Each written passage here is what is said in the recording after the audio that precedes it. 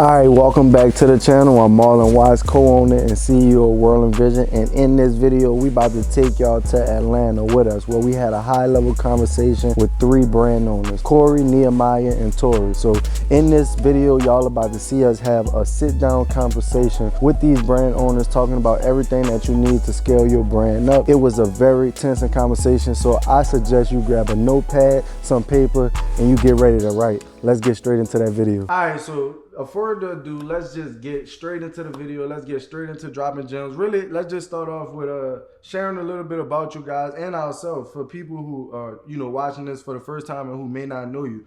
I'll start with you, Corey. Yeah, what's going on? My name is Corey Arvinger. I serve as the CEO of a company called Support Black Colleges. I started in my dorm room my sophomore year at Howard University. I initially just wanted to have something different. I felt like everybody was wearing the same thing, and I felt like HBCUs were underrepresented. So what I did was I decided to put this logo on a t-shirt. It was me and my cousin initially, and that kind of just how the brand grew. I was throwing parties in college, having fun, and I already had a connection with the school. I was the vice president of my class in the School of Business. I had started organizations on campus. So I figured the best way to be able to make some more money was to have a clothing brand. And I didn't go to school for it. I didn't know that this is what I was going to end up doing in life. But, when opportunity presents itself, you got to take it. Hey man, Corey being super modest and super humble, but he got all the celebrities rocking Support Black College. Name a couple of them people that they know.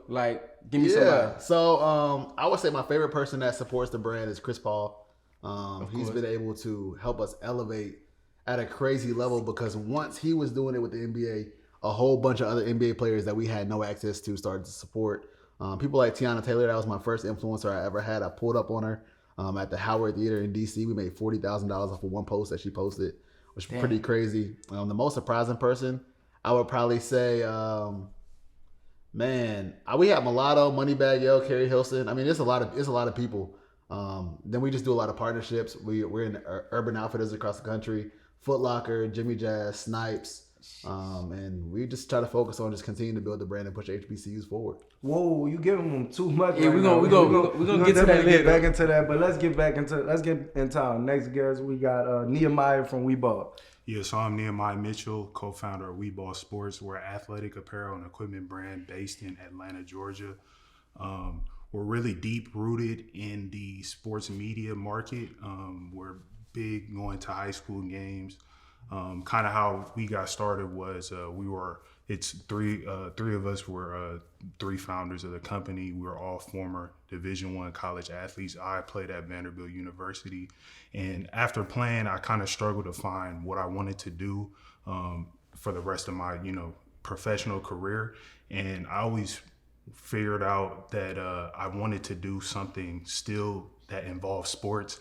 And while I played, I always used to try to have the most drip on the field and the most style. But when I would go to Dick's Sporting Goods or, Walmart or, wherever you would get your sporting goods, there was never any type of apparel that met my needs regarding, the factors of performance, style, and comfort. So that's why I created WeBall Sports, and we were fortunate enough to create a couple of the most trending products within the athletic apparel market, such as leg sleeves, padded socks, the streamer towel, which has been worn by players such as Jamar Chase, Jalen Ramsey, Saquon Barkley, and over 500, different individuals that play professionally and in college. So, that's just a little bit about me, and I'm, excited to come on this podcast and give out some game and gems.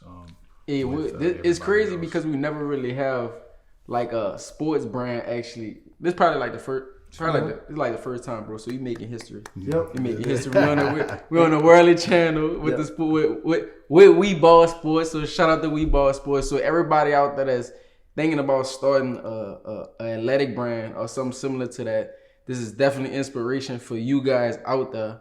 All right, so he definitely gonna be giving us some of them gems and some of them stories on how he built his brand from nothing, right? And why it also relates even a little bit to our story, because I was a D1 athlete also playing football, and really what I realized was it didn't take me to after I played football though to realize it. While I was playing football, I was realizing was that dang, a lot of us don't know what we want to do after this.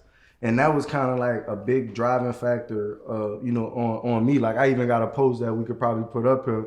I want to say what it was like 2018, basically put up there and was like, you know, I'm not going to the NFL. I'm not going to combine. I'm not doing no pro day. I'm about to finish school and I'm about to pursue my dreams to be an entrepreneur to the fullest extent. And like, I feel like a lot of people aren't that, like, they don't be that confident. Some guys that know they, let's just say, like, I feel like, you know, I know I could have made it, but some guys know that they're not going to make it and they still like, you know, trying to do something and make something work that they kind of know not going to work instead of really trying to figure themselves out to figure out what they really want to do out in the world. So that kind of story definitely related to us. And other words, he's sending shots at me because I was playing football. I knew I wasn't gonna make it. You see how small I am, right? You're right. I played receiver. It was no chance for me to even play any college sports whatsoever. So look, one day when I was about to go to practice, this is so funny, but one day I was about to go to practice, and that boy Marlon really came. He asked me. He said, "Bro, why you going to practice? What you really think you about to go to the league? Cause you're not." So I quit. I quit after that, bro. Real tough, bro. And I started focusing on entrepreneurship, and look where we at right now. So I look like I made the right decision. You was an athlete? Yeah, of course. Yeah. I guess I was the only one that wasn't an athlete. Hey, last but not least, a special guy, my guy Torey from One Mission. Man, Torey been around. I mean, we've been probably knowing you for like what, two, three years now. And just like what I really you know, admire about you is just like the drive and like you just figuring it out. Like all the time. From what especially you talk to Nick a little bit more, but when y'all talking, it's just like, y'all didn't figure something else out. We didn't figure something else out. So I really admire that, but I like the channel to know and share more, you know, about who you are to them. All right, for sure. Yeah, everybody, my name is Torey McKissick Jr. Started at One Mission when I was 16 years old. One day after a football game, my high school team wasn't good at all. Like we used to probably won like 2 games my senior year. But that was trash. it was trash. But after one of them losses, my mom actually came to my room and was like, just to let you know, it's a chance that we're gonna lose the house. So that night, prayed to God, said, whatever you're gonna do in life, show me and I will. And the next day, I got a t-shirt in the mail. It's a shirt that I ordered, but it's my first thought wasn't, I got my shirt. It was, man, I didn't know the company's making money or not, but I was like, man, they make a lot of money selling clothes. I'm gonna start me a t-shirt line. And from there, came up with the name One Mission. Doing that for, like I said, my last year of school. Went to Georgia Southern for a year. They ended up coming back to Atlanta. Had a kiosk in Cumberland Perimeter Mall. Then was doing it for about 2 years, doing pretty well in person. But got to a point where I was like, man, I got to figure out this online space. I'm tired of being in the mall all day, every day. So I ended up partnering with, actually before I partnered with, I just went to work for a company called God is Dope here in Atlanta. And on the tables, folding shirts, picking, packing orders. My plan wasn't even be there that long, but I was just trying to get my mind off the like in-person stuff, learn a few things, and then during my time being there, I just saw a lot of different things in the operations that I felt like could be better. I ain't go to school for none of it. It was just kind of like natural, like, have y'all thought about this? I know one of the biggest things was they was paying more for their shirts, and they was like 10 times the size of the brand I was at the time. So I was like, you know, if y'all got a rep, y'all could just call them and get y'all shirts lowered. So just for the first 30 days, it's just like finding different things like that. Like you said, always figuring stuff out. Ended up working a deal with the owner for me to run the operation. So started doing that. Ended up being there a lot longer than I thought I was. Thought I was going to be there for in and out 30 days maybe. And I'm still there today. It's been going on 3 years. During my time being there, we definitely scaled the company up, had highs and lows, and during that time also trying to figure out how to continue to run my brand at the same time of being on the executive level of another company. And during that time just figured out like I said, how to do both, but let a few things drop during that time period. So like I said, doing One Mission, I was 16, but ended up not getting the trademark. I know everybody here, entrepreneurs, probably gonna kick me for that. Like, man, how you not get your trademark and you've been in business that long? But kind of didn't do that and went through that process this year and come to find out somebody got a trademark this year. Wow. So been going through that process over the last couple months now, and I've come with a new brand. It's called Hero. And it's just like literally the slogan we're using is to be your own hero. So I know you introduced me as that from the beginning. It's like, you know, you're always trying to figure stuff out. And that's my whole story from 16 to now being 25, from kiosk, God is dope.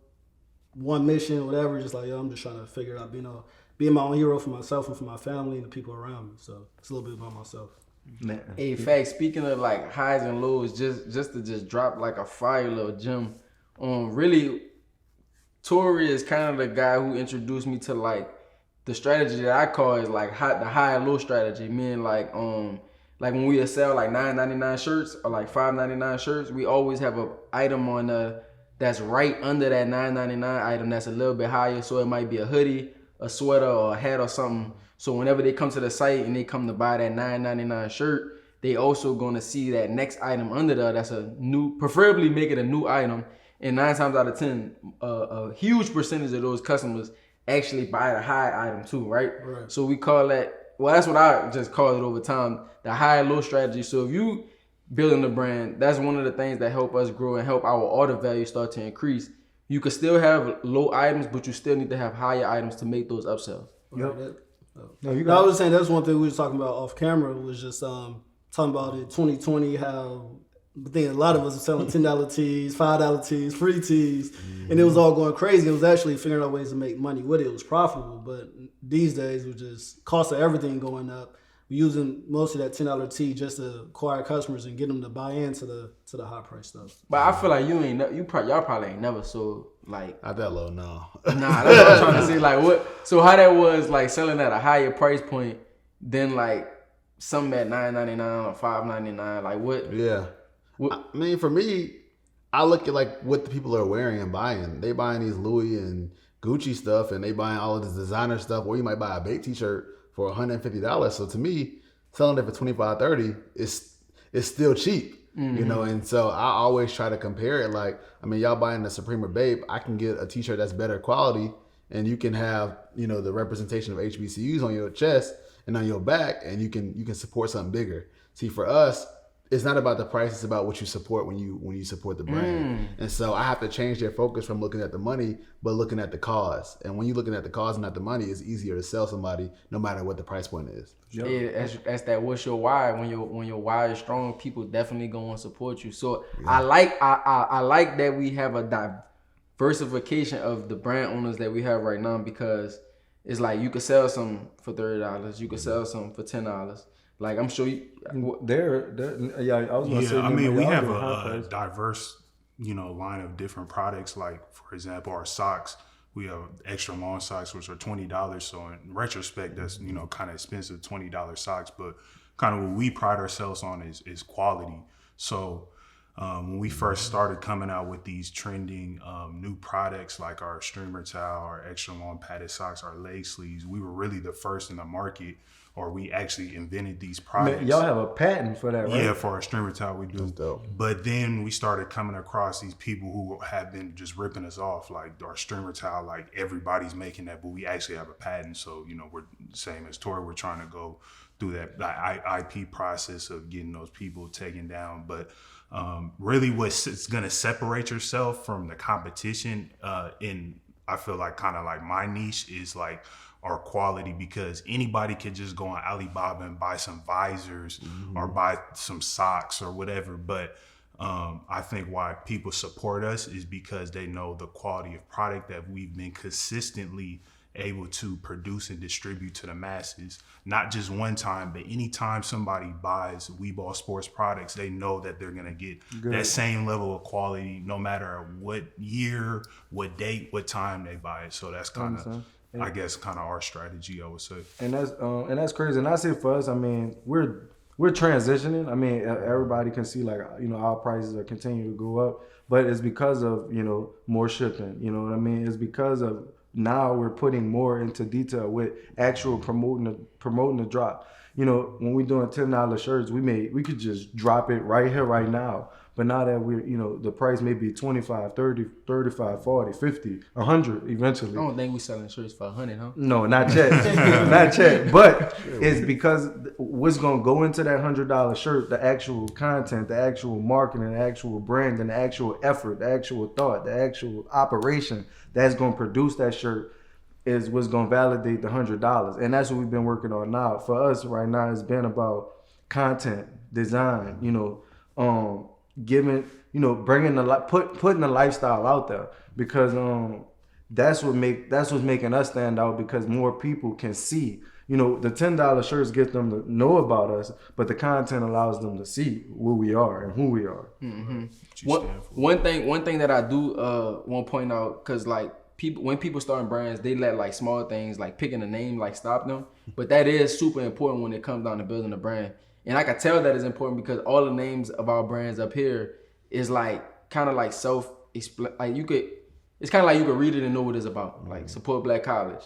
Who don't want ball? Like we ball. When I think about we ball, I'm like, damn, that's fire. You know what I mean? Like that was smart. Like, right? And then what you coming up with now, like Euro, be your own hero. I like that, bro. Straight to the point. Like people could relate to that. Right. So like, give the audience some gems on when they starting.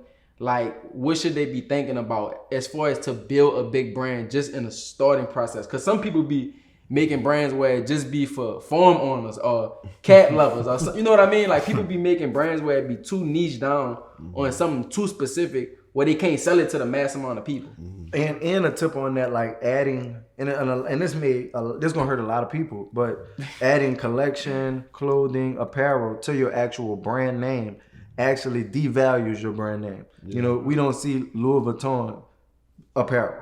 Right. We just see Louis Vuitton because they want you to know the brand name. Mm-hmm. So a lot of people, when first starting up, I challenge you to, not saying you can't name your brand that or have it a code or something like that, but when you actually design it, you may want to shy away from putting that on the actual product itself. Mm-hmm. Yeah. Talk to us. Give me some gems. Give me some starter gems. Yeah, I mean, I would say so the riches are in the niches, obviously. So like having a good niche is like super positive. Like you want to find something that you can niche down in that you actually love too, and you actually like use. Like a lot of people will try to make these brands for temporary gains and like, oh, I want to make this because this is hot right now, but it's not something you actually love and enjoy. And a lot of times when people start, they try to ride a wave versus looking long term for things. If I was just trying to get on the HBCU wave, I didn't go to a HBCU, I'm just trying to do it. Eventually I would run out because it's not really who I am. But because I went and this is what I live and breathe, this is easy. I'm chilling. Like this is what I consume every day anyways. I can talk about HBCUs all day. So I would say the riches are in the niches, but also have a niche that you can expand on. So for instance, if I use my brand for an example, it's called Support Black Colleges, which I always tell people, they be like, I didn't go to a black college. I said, do you support them? They're like, oh yeah, of course. I said, then this is for you. So it's really not anybody that is not for. It's called support, not that I went. And then what we did was when George Floyd was killed, we changed it and said support Black lives. And then when the thing with Torey and Megan Thee Stallion first happened, it said support Black women. And then what we did was we were able to make causes that were universal to everybody that people could relate to off of this one logo and this one brand. And I think our Support Black Live shirt is probably our most sold item ever. I mean, the first day we did $100,000 in the shirt in 24 hours. Like, so that told me like, okay, more people want this. So now I'm working on a Support Black Men shirt. And the back of the shirt is going to say, Black men deserve to go home. All these pointless killings, all these rappers dying, like, and then we're putting it towards the cause. We'll have the merch, we'll tell the story, then we'll give the gift back on the back end, whether we donate money, put it towards a nonprofit, things of that nature. So I would say niche down, make sure you can expand on that niche and do something that you love, that you can take past just this one wave or this one trend that you got going on. Hey, I told y'all, every video we coming with straight gems, but check this out. If you want more gems, we got you. I want you to join our Facebook group right now. We about to hit over 1,000 members. We're going crazy. Make sure y'all hit the link in the description and go join our free Facebook group, all right? Let's get back into the video. That's hard. Yeah, I think, just bouncing off his point, it was really insightful. Just doing something that you're actually passionate about to where when you work on it and, when you're building it, it doesn't feel like as if it's a strain or if it's like you have to like, oh, I'm getting out of bed, I got to do this because, for us and, me more specifically, We Ball Sports is something that like I've done my whole life. Like I've always played sports. It's just I'm doing something a little bit different in the sports industry where I'm creating content, creating media, and creating like apparel and equipment. So really just building off his point, like just doing something that you actually care about, something that you're passionate about, and it will eventually like work out. Like I don't really think you have to like get so caught up in like the name and the branding, and because I mean, you guys said that your brand was called something else, WRLDINVSN. yeah, and then it kind of got like molded into something that made more sense. So it's like too many people get caught up in like, oh, it has to be this name, and I have to have all these 20 different products. It's like, I think you should just stick with one. When you first starting, like be hyper focused and keep it simple. Just stick with one product, and then you'll see where your audience is gonna want to take you. And like what he said, like you'll see what your best sellers on, and then you could just better optimize it, and then figure out where to go from there. That's straight. That's straight. You got anything you want to add to that? That's straight big facts right there. Y'all really blown me away just about the just as far as like, I like how your response is kind of like the why. Like you like the why. You like, man, don't let nothing stop you. Because it's literally the same thing that we be telling people, bro. Like people really be more procrastinating than anything. Because I'm saying we got over 100 videos on here right now talking about how to build a brand. It's still people that still can't make $100 in a day with their brand. It's only because they just not doing. Mm-hmm. It ain't that they don't know at this point, because I'm telling you how to do it right now. They just not doing. Mm-hmm. So like people really just gotta just do something to get some type of result, to then try to get to the next thing so they could keep on going and going and going. So I like the fact that you touched on just not stopping at any closed door or any problem out there. So tell me something that happened in your business that made you think that you want to stop, but you kept going. Oh, me specifically? Anybody, any one of y'all. I would say really just one time, like, we got like a cease and desist letter from the NFL, and a large part of our marketing initially was like using NFL, like how I touched on, like we had like a lot of players wearing our streamer towels and like our socks and things. So we were using NFL content like as our marketing to then get people to, buy our products. But then eventually the NFL, I guess they saw that, and they sent us a cease and desist and told us, hey, you can't use our products. I mean, you can't use our branding and our players and our, like our everything, like our IP to market your brand.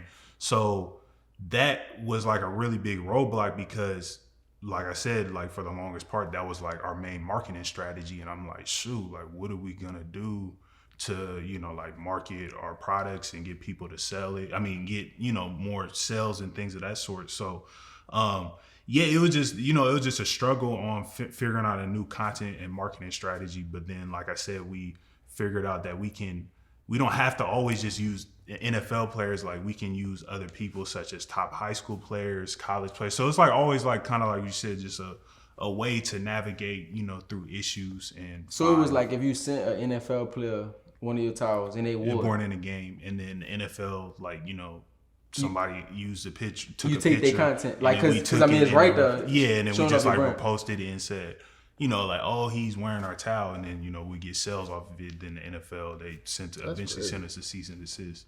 But the average person, they'll be like, oh, why is the NFL picking on us? Blah blah blah. They'll complain, but it's like, I of course I felt that way. Like why are they picking on us? Like we, at that time we probably had like 20,000 followers, or like we were a really small company, compared to like what we're doing, now. But and maybe the average person may have been like, yeah, I'm gonna just, figure something else out. But yeah, just, try to figure out different, marketing strategies and ways to promote our brand and products. I got a good question, and for us too, like, what do we see next for in 2023 as far involving like content for growing a brand? So like, and let's put ourselves in someone that's just starting their brand. So if you just starting your brand, what type of content should you be producing? I think content that speaks to your audience and makes them understand the purpose of why you're doing what you're doing. I think there's different versions of that. You got long form content, the day in the life. We talked about day in the life. People want to get to know you. Like, I know people buy the brand, but they also buy the owners of the brand. So that's why it's so important to be visible. I know for a long time when I was first getting started, everybody's asking, how do you choose whether you want to be the face of your brand or not? I don't feel like I'm the face of my brand. I feel like I'm Corey and I have the brand Sport Back Colleges. If you go on Sport Back Colleges page, I'm not the main person you see. You see a bunch of random people who are just a part of our community. You don't even see me. And that's how I like it, because it can stand on its own without me. I could switch places right now. Somebody else can run it. And as long as that content looks the same, we good. It doesn't depend on one person. I think there's long form content, day in the life, the process. I think showing your wins and your failures is just as important. Obviously, reels and like TikToks, things that are short form content where you may be hopping on a trend and this is going viral. So let's do something that relates to that. I think that's really popular. Motivational, inspirational content, I think is also very important. Family oriented, my why, my purpose kind of thing. I think that's very important. And then just putting out high quality images. If you want your brand to be a luxury brand or you're charging more, you have to make the marketing and the branding that's going to fit what you're charging. So if you're charging a shirt for $1,000, you can't have it just like on the floor with a phone camera and this is like $1,000. No, what you do is you put a gold-plated board down. you put some lights around it. Some bling bling. Yeah, you have like a champagne bottle of 1948. Like you have to show what it's worth based off of how you market and brand it. If you're selling a $5 shirt, that's cool. Put a bunch in the bin. Hey, we got $5 shirts. Once it's gone, it's gone. And you move it just like that. So I think it's about a few different types of content, but ultimately do something that you can repeat. A lot of people will try to like go into these markets and these niches that they can't repeat over and over because it's not who they really are. So like I got a guy who he makes custom suits, but if he didn't wear custom suits and style them on a daily basis, I wouldn't believe that he should be in his brand. But like he really be putting that on every day. So I'm like, oh yeah, I'm gonna buy a suit from him because I see what it looks like regularly, and now he's doing it for other people. We be talking about that too. You gotta wear your own brand. Like, oh, y'all got your own brand. It be people that have brands that don't even wear their own brand. And wear Gucci. That's crazy. That's so crazy. Like they just make all the money just to buy designer. That's the point. You funny, bro. You been funny. That's But wild, bro. Yeah. I got a strict rule. If I cannot wear my brand, I don't go. I promise you. Like people be like, yeah, we're doing this gala. I'm like, can I wear my Support by College hat at least? They're like, no. I'm like, all right, cool. I'll see y'all after the event. Like I really be like that. Like I go to meetings with the NBA or whatever. I'm wearing this every single time, and I'm bringing merch for other people. I gotta have it represented. Now I probably need to get some polos made or something, but I don't have them at the moment. So this is what's gonna have to do. Hey, man, look. Now that you said you bring merchandise to these parties to get other people, give us some game. Tell them about I know about the pull up method. But tell them about the pull-up method. Tell them how you got all these celebrities to wear your merchandise. Can we get that? Yeah, of course. So like the pull-up method is something I started randomly. I didn't know that this is what it was called. But as you keep doing something, you got to call it something so that people can relate and understand. So I call it the pull-up method, and that's where I find a celebrity, influencer, whatever. I find where they're going to be at, and then I basically come up with a plan to execute to give them the merchandise. So I got a bunch of different people I've done it on, but essentially what you got to do, I'll use an example of like, one night I put up on Gunna, Little Baby and Thug, and G Herbo on the same night. It was Clark Atlanta's homecoming. It was Clark Atlanta's homecoming. And what I like to do is I like to find why are they going to be there? Who's booking them? Like, what's the situation looking like? So they were getting booked for homecoming. It was a concert. It was outside. I happen to have already had a relationship with Clark Atlanta. I did work with them before previously. I served them. I gave their whole Royal Court hoodies. So I was cool with the person who manages them. It's so crazy. I actually sent him a text message today connecting him with somebody else that had nothing to do with me, but I just knew it'd be a valuable relationship. And that's what you gotta do a lot of times. You have to find a way to get into someone's space or, get access to someone without it always being about you. I think a lot of people focus on me. And now that relationship is you always asking me for something. But like when you go, bring something to the table, it's not mutual. So I always, whenever I find a way to like help somebody else, I do, because you never know when they're gonna be hosting a concert or something like that. So long story short, I got a media pass. I always ask for media passes. Like people be like, I just want a ticket. I want a media pass, because media has different access than regular people generally. And if I don't get a media pass, I'm just sneaking in the area where media is most of the time. So for them, I had a media pass, and it's crazy because they had this big tent in the back where all of them was being like held, and it was madness in there. At first, nobody was in there and it was cool. Then people started to kind of make their way in there. So for me, I always try to open up with a statement that's going to shock and get the person's attention. So for Lil Baby, he was kind of sitting in the corner with his manager. It was like the one time that nobody was talking to him. And at first I was like, dang, nobody talking to him. Let me let him chill for a second. But I'm like, nah, I got to take this opportunity. So I had this red hoodie, and I was like, bro, I see you with all the drip on, but you never were wearing this. And I showed him the Support Black College hoodie. I said, you do this tour at all these HBCUs, you got to have some of the gear. And the first thing he said to me was, man, I see this all over my timeline. And I'm like, oh, word? Like, I didn't even think he was going to know what I thought I was going to have to explain more. And then I'm like, oh, bet, well, here you go, here's yours. And what I always do, just a little key thing I always do, is I always give the manager, security, whoever they with, I always give them something too. And that way, they always be like, oh, bro, let me get your number. And now I have a direct person that's with them. I always had a contact. So if you look at like all these celebrities and influencers, I got their numbers, some of them, but I got all their managers, and I'm in group text with people like Drewski's manager. Like, I talk to him all the time. Like, I'll see him and be like, oh, what's good, bro? And if I need Drewski, I'll be like, oh, I need Drewski for this. But like, we already built a relationship. So I got him the merch. Then I saw Thug, and that was a little harder because Thug had a lot of people around him. And his security like 6'8". So with those kind of things, I'm like not afraid to like get beat up for it. Just be like, let me just risk it and see what happens. But I come very like, I'm not threatening at all. So I'll tap one of them. I was like, hey, excuse me, bro, I got a hoodie for Thug. Like, what's the chance I can get it to him? And he would be like, you know, hey, bro, watch out. Like, kind of like that. So I try all of them. I don't just go to one person. I try all of them because all you need is one yes. You don't need all of them saying. You just need one person. So what ended up happening with Thug was I couldn't get him before he went on stage, but I had a pink hoodie because he was wearing, this is the time he was wearing pink all the time. Like, that was all he was wearing. So I did my research. I know he likes to wear pink. So when he was getting on stage, I knew that he would have a second where all his security wasn't in front of him because as you come out the stage, them big niggas can't all fit beside him. So I was the first person off of the stage when he came down. I was like, here's your hoodie. I didn't explain what it was, nothing. I didn't have time for that because I knew they was coming. I gave it to him, I got out the way. Now, he's never worn the hoodie, but he got it. I know he has a hoodie and I know he knows what it is. And then finally for Gunna, similar situation, he was taking pictures and all the media was right here and there was nobody allowed to like kind of like talk to him. I actually acted as if I was escorting him to the next spot. So I just came behind him. I said, hey, we about to move this way. And then as he did that, I was like, hey, here's his hoodie, da-da-da. This is a gift of Support Black College. And I kind of explained to him. And the media was taking pictures. And I got one of their pictures that they took. And I used it and ended up getting him a hoodie. So hey man, everybody that be watching our videos, be like, hey man, tell us how to get these influencers to wear the product, but they be thinking it be costing thousands and thousands of dollars, but really it just costs effort. Really. It's just effort, and like he just said this, you can't be afraid. You can't be afraid of somebody telling you no. I've gotten told no many times, and I've had that situation where it didn't happen. I sat outside of Meg Thee Stallion's dressing room for like 4 hours. She never even came to the dressing room. I ended up wasting my time, losing my merchandise, but that happens, and I document that too because it's just as important. And people have to understand that you only have to pay when you think that's the only option. I don't pay because I know that's not the only option. I think I maybe paid for one influencer in like 8 years. And so many of them post and they act like it's theirs and they care about it so much because not only what we stand for, but they like the way I get it to them. I always talk about one person away, one person away. So if I'm trying to get it to, you know, Jamar Chase or, you know, Chris Paul or LeBron James, I'm looking at LeBron James pictures and who always in them.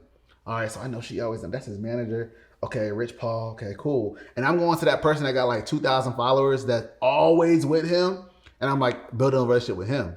Then I'm like, I want to send you some stuff. Matter of fact, anybody you want me to give it to? Oh, bro, you know I work with LeBron James. Oh, do you? Oh, cool. Even though I already knew. But you got to act like you don't know. Like, just really pay attention. Like, Pretty V is like one of my favorite people to work with. She has a, I'm not going to tell her name. But if y'all look on her page, she's always with this one girl. And she's her stylist / makeup person. I'm talking about, if she in Cancun, she with her. Here with her. Award show with her. And people just be ignoring her because she don't got no followers. But like, every time I see her, she, Corey. If I ever need Pretty V and she don't respond, I just hit her. And she be like, oh yeah, here, V, take the phone. My bad, Corey, I was on set, da da da. But like, those are the kind of people you got to pay attention to. Not only the celebrities. Hey, that's big. All right, welcome back to the warehouse. I'm sorry I had to interrupt the video. It was actually so long of a conversation that we had to split it up in 2 parts. So right now you just completed part 1. Don't forget to check us out on Wednesday for part 2. All right, you don't want to miss it. We're giving out even more tips. Go ahead on and apply some of the jewels that you just got, and we'll see you in the next video.